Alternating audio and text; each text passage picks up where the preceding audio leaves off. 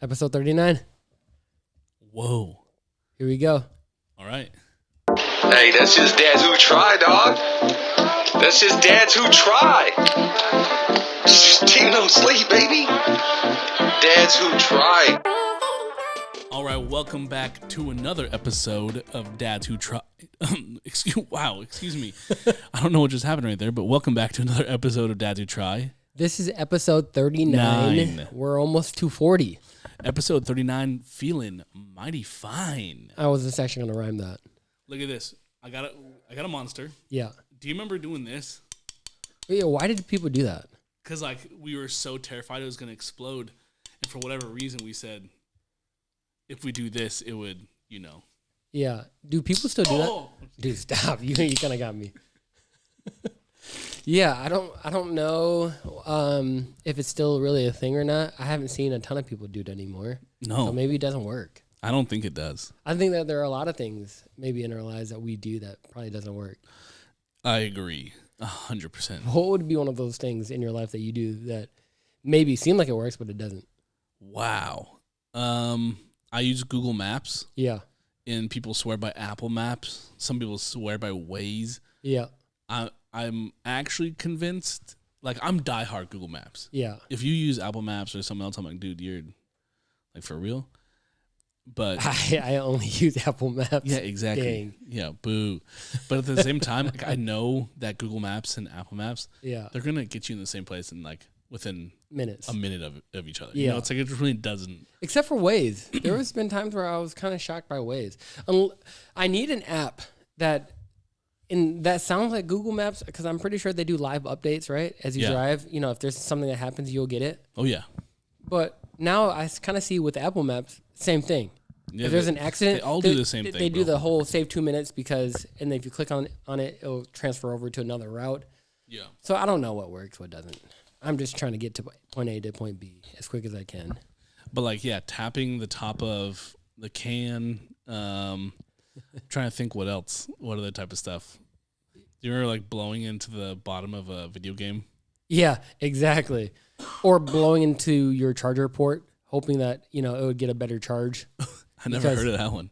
Dude, I do it all the time still, because I'm convinced that it's not my wire. It's I'm thinking there's some kind of dust ball is covering the charging port. And so, because I hate having to buy the white little cables for it I feel like I buy one once a month. Someone told me that if you take a pin, the clicky pins, Yep. and you take it apart and you take the spring out, Yep. and you wrap it around the end of your iPhone, that it protects that bendy part. It's not a bad idea. Isn't that funny? People will live with a cord that you have to twist and turn and it's easier for them just to try to figure it out than go and actually buy a new cord. Yeah, because I think I'm starting to get into that phase of my life where I don't want to do, to me, that's unnecessary, right? Even though it may charge the cord or it may protect it for, maybe another extra couple of months, I don't want to do that extra step. I'd rather just pay and get a new cord, because I don't want to waste my time. Agreed. Doing that. Agreed. Okay, also, Yep. Want to know what is not a waste of time? What is not a waste of time? Liking, subscribing, and leaving a review on the Dads Who Try podcast. Yep. We want to say thank you so much to everyone who has subscribed. I think we have almost 3,000 subscribers on Spotify. Shout out to 3,000 people subscribing. That's crazy. That's really kind of We love you, 3,000. And how cool would it be if we can get to 3,000 subscribers here on YouTube and on the other platforms? So we want to say thank you so much. We're over the 50,000 listens and downloads. We're creeping up, and we want to say thank you to everyone, except for the people that on Spotify leaving a bad review. Yeah, we went from 4.9 to 4.8, and so whoever that was that's bringing us down. Why do you want to bring on two dads who are trying? We're just trying, okay? We're trying. We didn't promise that we're actually going to succeed, okay? Nor did we ever promise for perfection. We weren't on here saying, "Oh man, we're a 5-star crew." We're trying to get to a 5-star, but you're leaving your dishonest review because it's good, and then you're leaving a bad one just because. Whoa. That's not the energy we want to bring in 2023. No, I mean it's already April. Exactly. We're a third of the way. Oh, quarter. A third. Yeah, you're no, in between a quarter and a third. Yeah. Which would be? You guys, you're math. We're two Asian dudes who are supposed to be good at numbers, and we're not. We're not those types. No, we're not. Asian people. We're good at walks. Yeah. And, like WOKS. Like no one in the Philippines is like, man, the Philippines look like a place that knows math well. You know what I mean? We know food well. We know culture well. Food, culture. Some great dancers. Yeah. Music. Bro, speaking of culture, by the way, I was sick 2.5 weeks ago, and I'm finally just getting over it. Yep. And like my mom every now and then pulls out some crazy tricks out of the bag, like culturally, with like medicine and the things that she'll do to help me feel better. Yeah. And it's made me think, because the other day, I had like this little fever thing, where I was like sweating a ton. Yeah. And she goes, "Hey, come over. I'll do this little type of technique on your back so that, it can like release the fever." And I'm like, back technique? Yeah. So there's like a tiger balm that she'll put on my back. She'll get a coin to follow, and then she'll like kind of like do like, I don't know what it is, you guys. It's like she almost is like scraping my back, and it leaves all these crazy red marks. Show me. It's not on my back anymore. Well, show me your back anyways. Show the people. We're on video now, Tommy. No, exactly why I would never do that.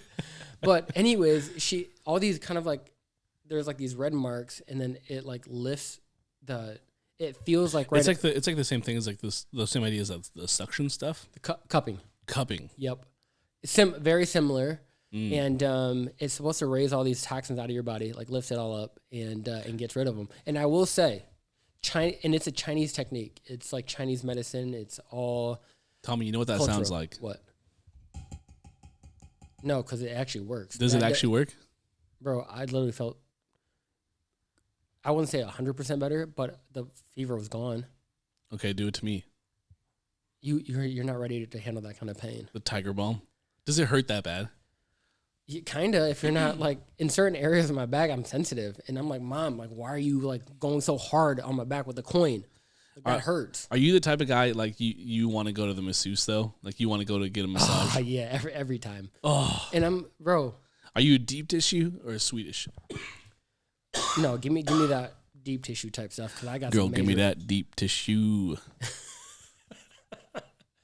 I don't know if I've ever said that to a masseuse. Girl, give me that deep tissue. But I would say I would go into the front desk and be like, I would like more pressure, and if there's a deep tissue option, I would choose that. Dude, every time I've like had them adjust the pressure, while I'm in there, they like hate me, bro. She goes from like the elbow to like stepping on your back. I'm like, hey, I'm so sorry. That's a little painful. Do you mind just going just a 1% less intense? And then all of a sudden it goes from like, it's kind of uncomfortable to now she's like, I've got feather fingers. And she's just like, is barely touch. I'm like, are you serious? Okay, you can go a little bit harder than that. Yeah. And then she's back to like, people's elbow. Yeah. I'm like, dude, I swear. There were times that I've gotten massages before where I'm like, dude, I don't know if I'm leaving this place feeling better, but I definitely inherited more pain in my lower back. Have you gotten to that place in fatherhood where you've fallen asleep on the table? At the table? The masseuse table. Oh, dude. The last, 3 or 4 times. Steph and I got a couples massage. Yeah. And both of the masseuses are laughing at me. I'm on the table. Gone. Like dead sleep. Within 5 minutes, bro. We got an hour. And I feel like I wasted that thing. Yeah. Because I was asleep for the whole thing. But that's like the one thing I don't want to fall asleep during. Yeah. But does your back still feel better after? Does it make a difference? My back. In the lower part of my thighs. Neck. Like,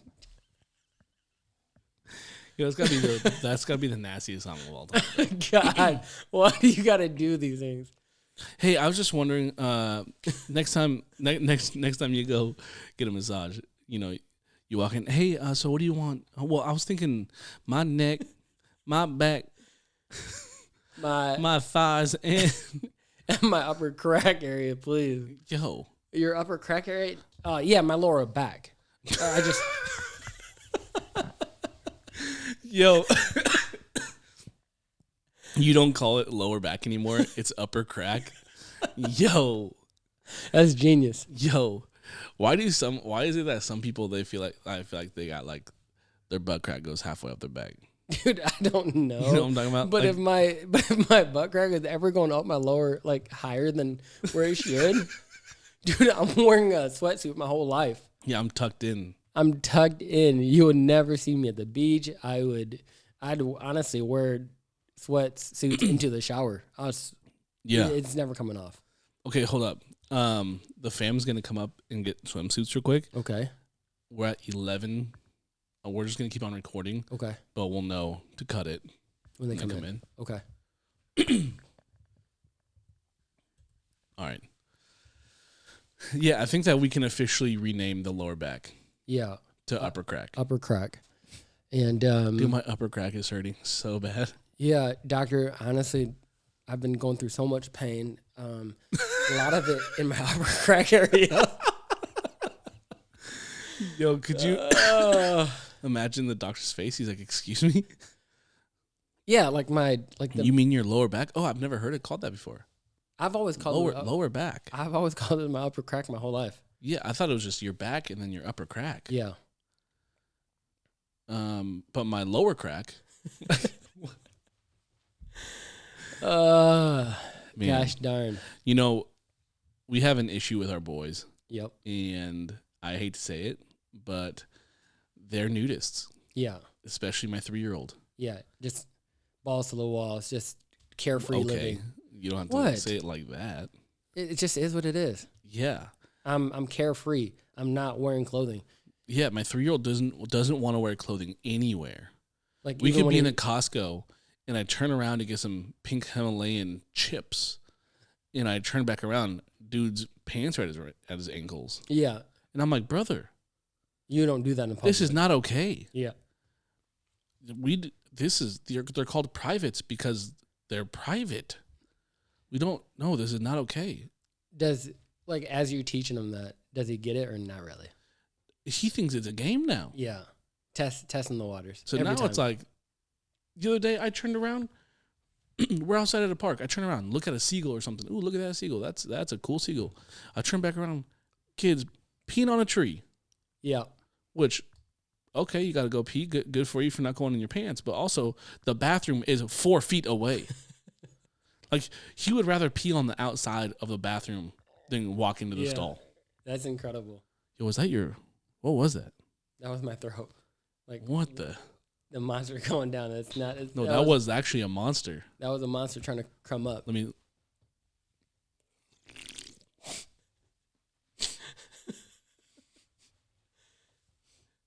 Gargle.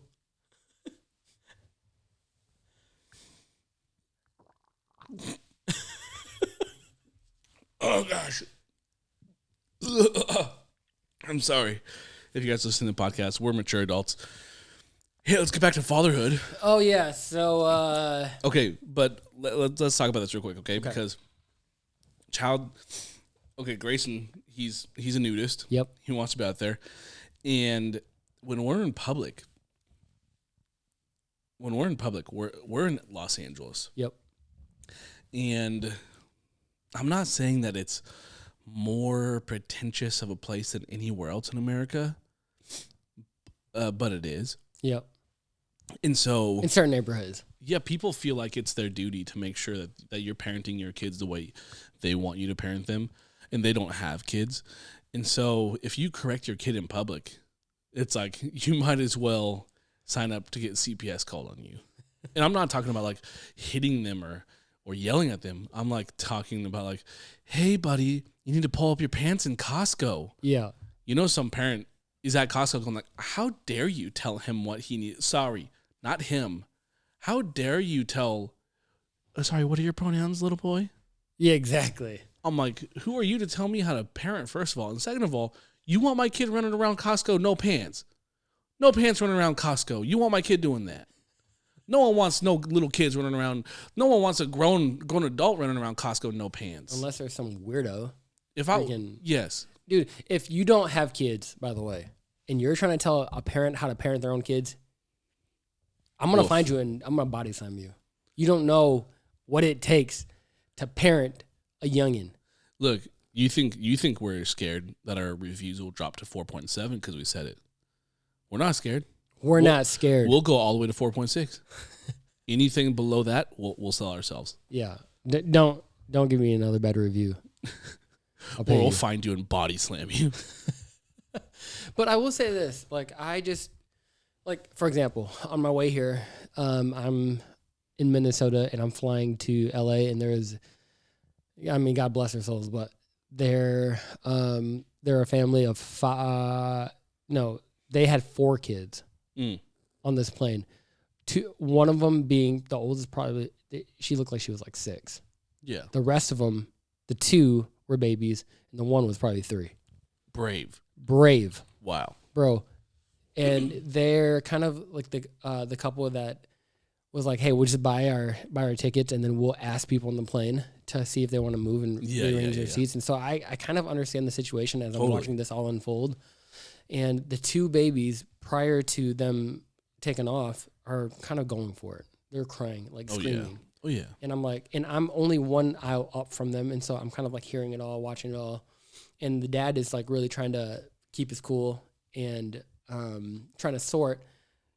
But really the hero in this whole thing is the mom. She has 2 babies. Yes. The dad has the 3-year-old and the 6-year-old, which is like, compared to the babies, you gotta at least take one of the babies and she takes one. I feel like that's the only fair way. Look at Grayson, bro. Yeah, that's true. But either way, so they're asking people to rearrange, and one of the younger girls is like, yeah, I'll rearrange, but I need an aisle seat. I won't do it for a window. She's negotiating. And I'm like, oh, girl, I wish you would understand and feel what these parents are going to. Yep. And so, all right, our distraction is here. Yep. Hold on. Keep it going. What do you mean? Should we pause it? Yeah, let's just. Okay. We just got interrupted by my family. Yeah. Burst through the door. Kids running around going crazy. We had shut down the podcast for a second, but we're back. And that is what you call parenthood. That is parenthood. That is trying to live life with a little bit of flexibility. That's right. If you're not flexible, okay. I heard 2 really good quotes, and then we're going to get back to your airplane story, okay? Yep. This week I heard someone say, availability is the best ability. Same week, a different person said, flexibility is the best ability. And I was like, whoa, which one's better? Availability or flexibility? I think they're both kind of the same. Okay. It feels like it. I'm available to adapt. That's flexibility. Yep. I'm available. That's availability. Yeah. Boom. Okay. To recap, you're on a plane. I'm on a plane. Row behind you. Family of 6. Family of 6. They're trying to negotiate seats. Yep. Homegirl. Young girl in her 20s. Young girl in her 20s is like, I'll move my seat, but only for an aisle. Yeah, only for an aisle. And so she has to negotiate. So the young girl now has to negotiate with somebody else outside of the family because there's someone else in that seat, in the aisle seat. So long story short, they end up making it work. Kids are screaming. Kids are like, the babies are already crying like level 10. Yeah. And I look down my aisle and, it's 2 older ladies and they're laughing, they're smiling. Yeah. And they just feel that pain. Yeah. And now being a father of 2, I feel like, we've traveled with our boys and I just get it. Like, dude, yeah.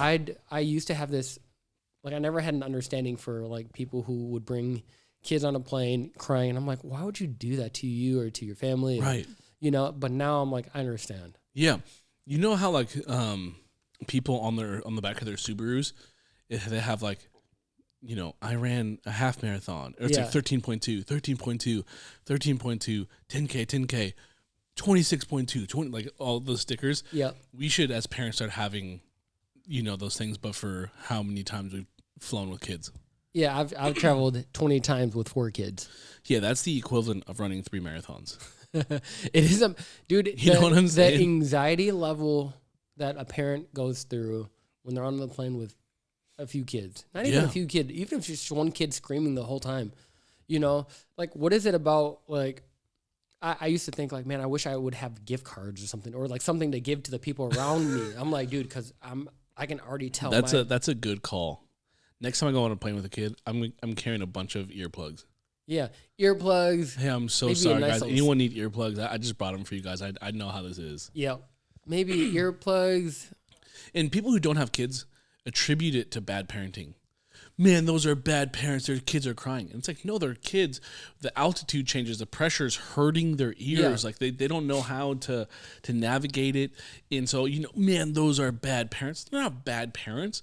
These are children who don't know how to process their emotions because they're 9 months old. Yeah. I did feel really bad because when the plane was landing, my ears were popping. Yeah. Dude. Pop, lock, and drop it. Pop, lock, and drop it. Those babies were screaming when we were descending because their ears were popping. And I could just tell that there are certain people on that plane that were kind of like. Oh, really? Okay. Hey, it's like you can't give little baby gum. They're going to choke on it. Yeah. So. You know that trick, right? No, you chew bubble gum when no, you... I thought you said to give baby gum. And I'm like, I wouldn't... No, I'm not giving baby gum. Yeah.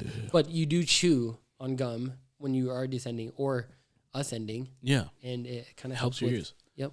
No, when you said your ears were popping... Yep. It reminded me of pop locking, which also reminded me that you can freestyle. I really can't. Hey. Yeah. All right, this is the Dads Who Try Freestyle. Welcome to the flow. Welcome to the flow. You don't know what you're gonna get with Tom and Nate, dog. So here we go.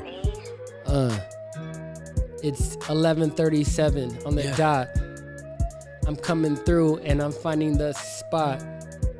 I'm calling my boy Scott. Tell him what time it is. It's time to eat some tater tots. Tater tots, look at me pulling some espresso shots. Pulling up to the crib, got a few thoughts. Put a U in there, cause no THOTs. None of that up in this crib, but it's about to be easy, yeah. Yeah. Because, life is not easy. No, it's not. It's really not. It's not easy. No. And, but it can be cheesy. And we're two dads who often do cheesy things. That's true. We're dads who try cheesy things, even if we're lactose intolerant. But, get it? That was a cheesy. Why did we just do that? Because we're so cheesy dads. I loved it. I loved it. I'll tell you what wasn't cheesy. Yeah. Last night we were playing these 2 young kids on the basketball court. Okay, guys. Okay, this is good. Yeah. Tommy and I are right now, we're in Oceanside. Yep. We're on a Dads Who Try little retreat, little getaway. And we're recording a handful of podcasts. Our family's here. My family's here. Sorry, Tommy's family's back in Michigan. And, my kids right now, they're out swimming, playing. And yesterday we were recording. We just need like a little break in between the podcasts. And so we're like, hey, let's go sweat a little bit. Let's go hoop. There's a basketball court here. Let's go hoop. And we get down there and we see these 2 other guys. Yeah. Also Asians. Yep. And they're hooping. Like, this kid is buckets. Yeah, this kid, the one of these guys, buckets. He's draining them. Yeah, he just wouldn't miss. No, he wouldn't miss. And Tommy and I, maybe we're a little bit competitive. And by a little bit, I mean, it might as well be a disorder because if the competition's around, we cannot help ourselves. We have to compete. And so these two guys, pretty menacing. They got skills. So we challenge them. We're like, hey, I'm like working my way up over yeah, why does it feel like we're asking someone on a date? Yeah, it really felt like I'm like, man, when is the right time? Is it after this shot? Is it after that one? Does he look like he's comfortable enough? Does he even look like he's ready to play? Like, what if he does say no? Then I'm gonna feel like I'm a loser because Is it me? Is it me? Was it something I said? was it the way that I was looking? Am I holding the ball wrong? Yeah, and so I'm telling Nate, let me just warm up a couple of shots. And so I finally work my courage up, and I go over there. I'm like, hey, boys, you guys down for a quick game of twos? And of course, I could see it in their eyes. They're like, "Yeah, we're up for the challenge, you suckers." Yeah, this isn't gonna be a game. During the whole time we were shooting around, I could just tell them scoping. The whole time. What is it about going to the court right away and you're just looking at the people that are around you shooting? How you're kind of critiquing them up. You size them up instantly. Could I beat this guy or not? Well, that's what they're doing to us the whole time. Yeah. I could tell. Yep. They're like watching us shoot, and we're clowning around. So they're like, we're gonna get these two knuckleheads. Yeah. So they're like, yeah, we'll play. And so then we, first to 8, Yep. weird number, by the way. Yeah. They wanted to play first Kobe's to 8. number? Yeah, let's go for 8. Ones and twos. Yep. Check up after change of possession, and they were probably 11 years old. They're about 11. They were about 11 years old. Yeah. And, Tommy and I over here in our 30s. Yeah. I'm 33. Nate's 32. And can I just tell you, I don't care how old you are. Yeah. The thrill of winning is still there. Dude, we walked off this court, you guys. So we beat these kids. We didn't even beat them. We let them have it. Yeah. I was not going to let these kids talk about how they almost beat some older guys. Nope.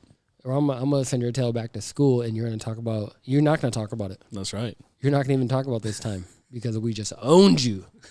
And guess what? I left. I was so proud that I actually walked by the front desk and said, "Hey, see those two kids over there? We just owned them." You might want to send a little flowers to their hotel room because our condolences to their pride. They're crying. Yeah, we made them cry. Take that. Yeah. So we own Oceanside now. Finger roll. We're making buckets, you guys, and I'm like, I'm in my like a pair of pants and I'm in a I'm in Crocs. Yeah, exactly. I'm in this like hoodie and I'm like sweating. You guys playing against some 11-year-olds. Dude. They were pretty good though. They were pretty good.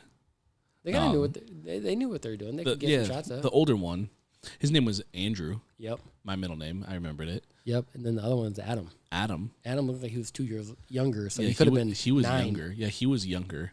Kept on calling for the ball. His brother didn't give it to him. Dude, he was Andrew, getting mad. Open. Andrew, he kept like clapping his hands, like, "Give me the ball, man." And I'm like, "Please pass him the ball." Yeah. Please pass him the ball. I dunked a couple times. Yeah. Which is like short and fat for like I had a few layups. Yeah. And I felt good about myself. Yeah. It was a pretty solid performance, and I don't care how old people are. If you're on the court, you get the treatment. Yeah, look, I don't care if you're young, you're old, you're handsome, ugly, tall, short, professional, amateur. If you walk on the court with the dads who try, you're getting the heat. We're bringing the storm. You're getting. Look, I don't care what your Chef Curry cooking up. You're not going to be cooking that night. We're locking you down. Yes. We're not only locking you down. We didn't miss a single shot the entire game. I don't think we did. I really don't. Maybe there's a couple. I don't remember. We didn't miss any shots though. No, we did not miss. No, we didn't for sure. Want to know why? Why? Because this is episode 39. Feeling fine. Let's go. Hold on. Can we just talk about this? Because I do want to talk about kids in sports. Yep. River is 6. Yep. Grayson's 3. Both wildly competitive. Yeah. They get it from their mom. And River is so competitive. He doesn't like to play sports because he hates losing. Yeah. Hates it, bro. But like if he wins, like he only competes in things he's sure he's going to win it. Yeah. Like he'll race our neighbors and beat them 10 out of 10 times and be like, suckers. Yeah. And then they're like, hey, let's do this thing. And he's like, oh no, I just don't want to. It's like I want him to get into team sports, or even personal sports. I just think there's so much value in that. But it's like, how much do I push him into doing something he doesn't want to do because I know it'll be good for him, versus letting him kind of find something he's passionate about and stick to that. You know what I mean? I think there's a balance to it. Like I think there will be so many teachable moments through, like, I love playing team sports because it taught me, like communication, bonding, working as a leadership, team, all that stuff, right? But I could see, you know, I would always err on the side of, like, wanting to, like, if my kids were playing sport and they didn't want to play a sport that they didn't always win at, but they enjoyed it, I'm like, dude, you got to go out there and try that stuff because you're not going to always win in life. Right. You know? And I don't know. Will it come to that time when River does, you know, get to a space where he doesn't want to do something? And will you kind of push him towards it? I'm sure I will. Yeah. You know, but it is like a weird balance because, like, I want to nudge him. I don't want to force him. Yeah. You know, I don't want him to do anything that he feels forced to do because he's going to end up doing it. And because he's forced to do it, when that pressure is gone, it's not going to be his anymore. Yeah. So, like, but at the same time, like, there are things I'm going to push him hard to do, you know? Yeah. And I hope that we've raised him well enough that he embraces those things and grows and takes, you know, lessons away from them. But it's more and more like we have some friends and their kids are in every sport. You know, they play flag football, they play baseball, they play basketball, soccer, and golf, right? And one of the kids loves it, another one hates it. Yeah. But he has to do it. Yeah. And it's like, I wonder what this kid's actually passionate about that they're taking time away from it. Yep. Because they're trying to fit him in, you know, a circle thing into a square peg. You know, it's like, I don't want that to be the case with my kids. But at the same time, I know the value that certain things have. Yeah. And if you can catch it, it might be worth the risk. I don't know. Yeah. That's a hard one. I could see, like, to me, it's like you just got to give it a try. Yeah. Like, if you don't like it after the first season or the first year that you're playing it, then you don't have to go back to it. But I'm hoping that in that season that you can honestly pick up the value that we want you to learn. You know, whether it's understanding how to lose. Like, I hate losing. Yeah. Like, bro, I'm a very, very competitive person. Right. It ruins my day. Yeah. I'm like, why did I just freaking lose? Like, we'll play a game at the park, you guys. Pick up basketball. And if I lose, like, multiple games where I'm like, you guys, I'm that crap. Yep. I hate losing. Right. But I think that there is, like, as a child, there's something about learning about team sports. There's about learning values. Right. And, you know, like, how to, like, I hate saying it because, like, how do you become a good loser? Oh, I don't know. I don't know if that's even a real thing. Yuck.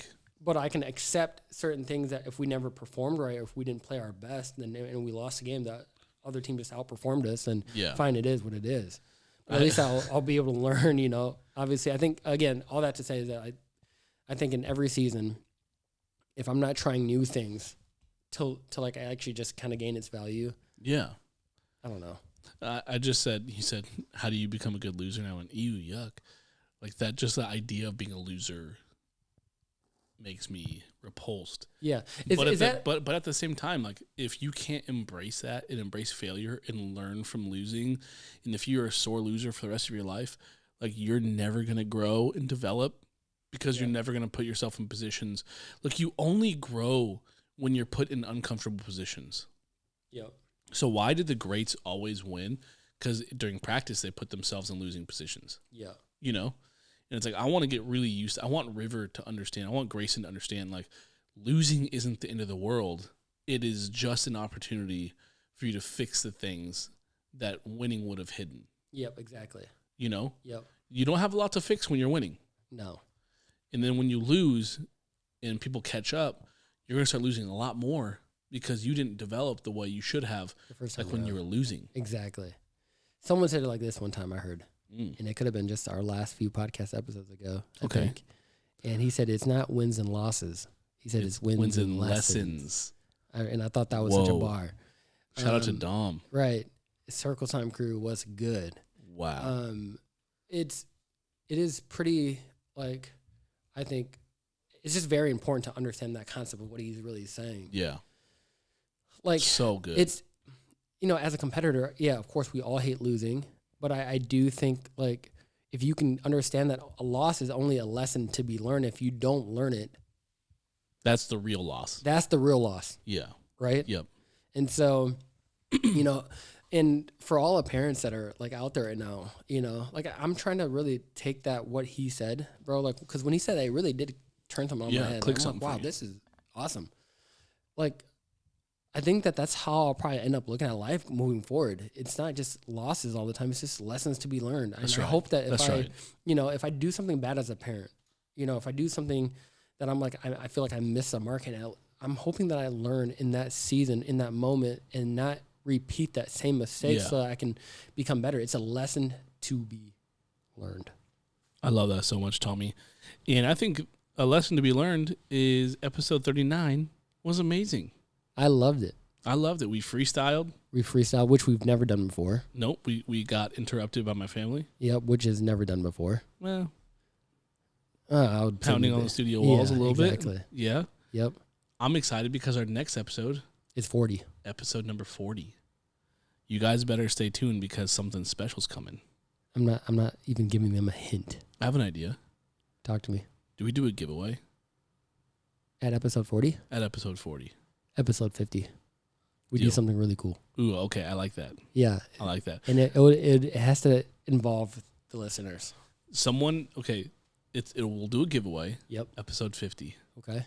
You have to have left a 5-star review and a comment. Yep. We won't know who left the 5-star reviews unless you leave a comment. Yep. And then we'll let you know on episode 50 who the winner is. Yeah. And we're not going to tell you the prize, but we'll say at least it'll be worthwhile. It might be Tommy's mom using Tiger Balm on your back. We'll see. If you're not selling her service, okay. Well, if it's good enough, look, she needs to be compensated. So we'll pay her. They get the treatment.